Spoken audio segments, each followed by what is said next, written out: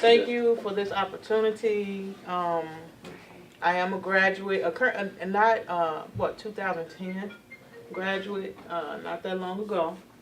And I went from being an intern to now I interview interns. I look over your resumes. I look for what we, need uh, while working with me, because now I have my own intern when I used to be somebody's intern. And so what I'm telling you is not, it's a lot of work. It's being proactive. You can't hear me? It's being proactive. It's stepping out, going that extra mile. And yes, I put in a lot of hard work while I was in school. My internship hours, I had over 300. I had way more hours than I needed. Um, I didn't, I just evaluated what it was that was important to me and what I had to do. I know we all have different things in our lives and different things we come up, but you have to really, really sit down and evaluate and figure out what's really important to you. Because I felt like, okay, I'm changing careers, I'm going to school, and while I was in school, I didn't have a job. I wasn't working, I had to pay tuition, I had to do the things that, I still needed to do, relating to probably what some of you all are right now. I sat in the very seat. I think it was Beyonce, and Devontae was coming in, and we had some other great teachers and people. But like Bill said, I also think it's great. It's cool when you meet people that's 20 and 30 years in the industry, but when you're sitting in this seat, you want to see somebody that's in it right now. That's like, getting a kickstart of what you guys are trying to do. If we have any gospel listeners in here, I produce every show on 1390, Inspiration 1390, except for the morning show. Now that's done by Amelia, but I do midday melodies. Who listen to the Joyride Home? If we have any listeners, that the mix is Donnie McClurkin. If you Debt Stoppers, I do their spots. I cut promos. Now I do disclaimers, and I'm a voice for some of the brokerage shows you might have heard. So yes, my voice is on the radio. I didn't start out like that, and let me let you guys know, in radio, we have all these people. Well, yeah, I want to be a jock. How many want to be jocks? Radio hosts? Nobody. But we have to. I believe we have to change the perception of what we. It's not just about being on behind the mic and on the radio. So because I didn't go in that way, I went in saying, okay, well, let me think outside the box. Okay, if they offer me an internship, what am I going in to do? So I chose to go in and go behind the scenes. How many producers we got? And cutting audio and have listening to what it is that you're doing and making sure, and then in radio they want to make sure they're able to trust you. If they're able to trust you and they have that confidence in you, they can say, oh, Amelia, go ahead and do this, and can you cut that spot for me, and can you do, and that's how you get your foot in and get more opportunity. Even when I was an intern, working for Clear Channel, interning for Clear Channel, they would say, go get food. They'll ask you, I'm not sure you heard it, they'll ask you to go get food and go, and it's a product of you listening. Even though they ask you, they also watching you to see, will you listen to what I said and the instructions that I gave, because that's really important in radio. Time, looking at the control room, how many multitaskers? If you're not a multitasker, you need to be one in radio, because doing one thing is, you can't, they're not doing that anymore. You have to be able to run the board, watch the time. While I'm running the board and watching the time, I'm listening, because I do Who Listens to the Community Empowerment Hour with Pastor Corey Brooks. Anybody listen to that? I'm running that show. So I'm listening to what they're saying. I'm watching the clocks for the spot blocks. I'm getting ready. Also, while I'm doing that, on this side of my mind, I'm getting ready for the Joyride Home, because they show started at 2. So at 3 o'clock, I'm over here doing this, getting ready and prepping and getting stories and everything that Sonya. Who's familiar with Sonya Blakey? Well, I'm her producer, and everything that she talks about, anything she does, that's because when it all falls down, when it all trickles down, it's going to trickle back down to me. So you got to kind of cover yourself. You got to be persistent. And it's also about networking. Just because you see somebody and somebody's in radio, you may be their boss one day. I've had the opportunity to meet people that would have never met in my everyday life. I've hung out with Robin Robinson. She's real great, cool people. Queen Latifah. Angela Bassett, some of the gospel icons, Hezekiah Walker. I just sat with Donald Lawrence and Dwayne Woods and, Jonathan McReynolds and a lot of different people. And Ben Bereen, T.D. Jakes, Noel Jones, if anybody's familiar with any of these people. These are the people that I meet and I sit and I conversate with. I record these people. I do the word of the day. I do empowerment moment that runs on air. Everything that generally runs on 1390, I'm programming and I'm doing it. I didn't go in like that, but that's where I am right now. And I've been in the industry for 3 years? 3 years. And for me, it's great. If you're looking to go in and make a lot of money, you can forget that dream right now.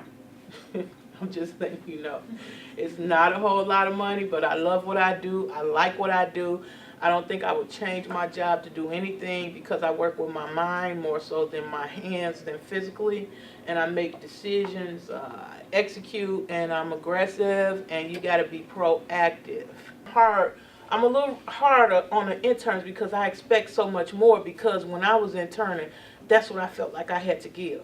So, and I'm going to give you this little bit of information. If you're not interested in the station and they offer you, I don't accept interns that's not interested in the station. You know why? Because the ones that we have accepted and we're not interested in the station, they only do crappy stuff, do something real quick, botch it up, and then don't give you what, they don't have the commitment, they don't have the dependability, they don't have the drive that they need to be there, so then they're there for nothing. If you understand what I mean.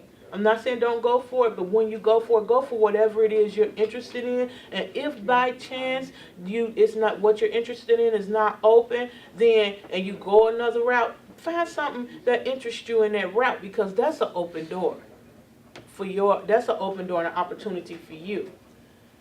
I'm not interested in 1391. I'm interested in GCI, but there's no more internships left at GCI. But the critical thinking is I got my foot in the door.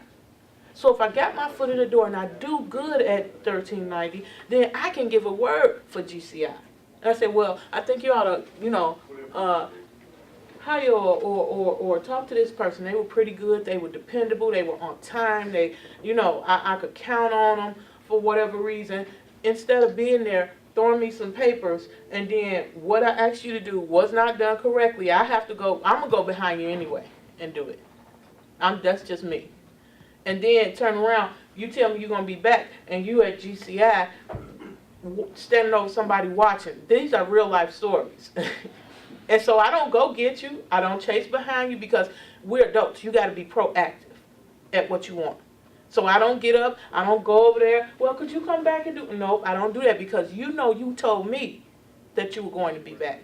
Now, they don't tell you all the things that they be looking for. They look for you to be productive and be confident and be honest in what you do in your everyday doings.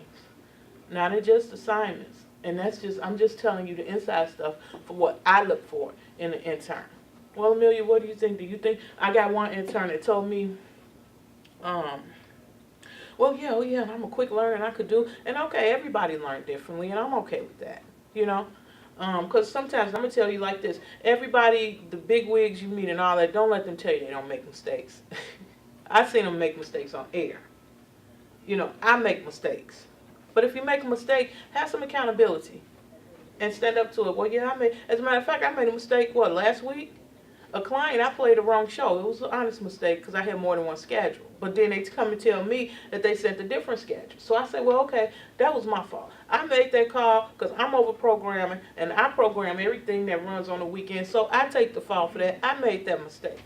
Even though a lot of shows are pre-recorded, is someone still in the studio producing it or no?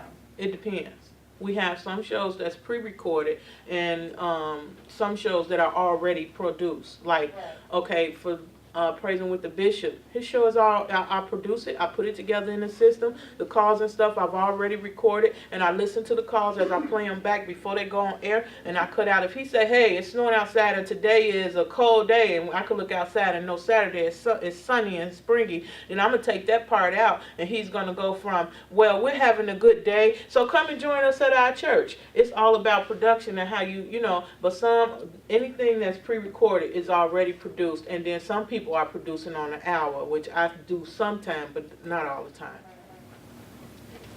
What's a typical day for an intern as far as responsibility? Like what do?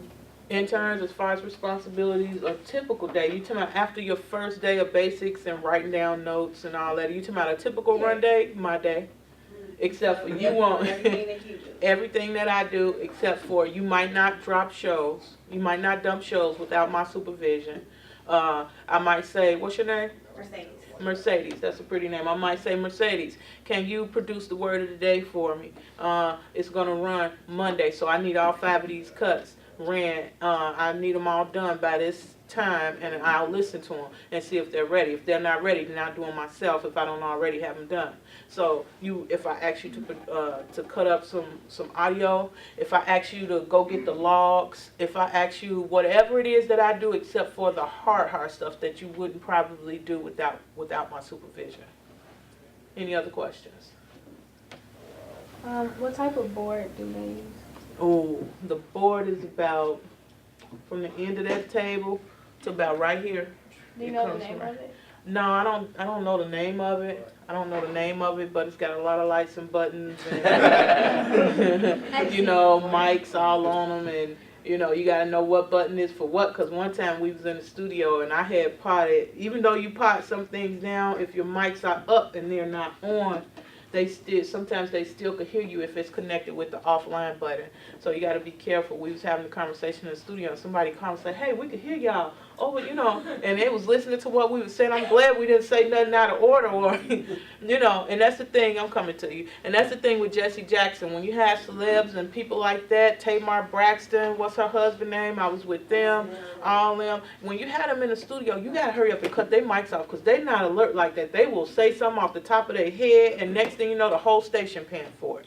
So you have to be careful. With Jesse Jackson, I have to hurry up. As soon as he say, okay, we'll be right back after these messages, I hurry up and turn his mics off because he might say something to get me in trouble.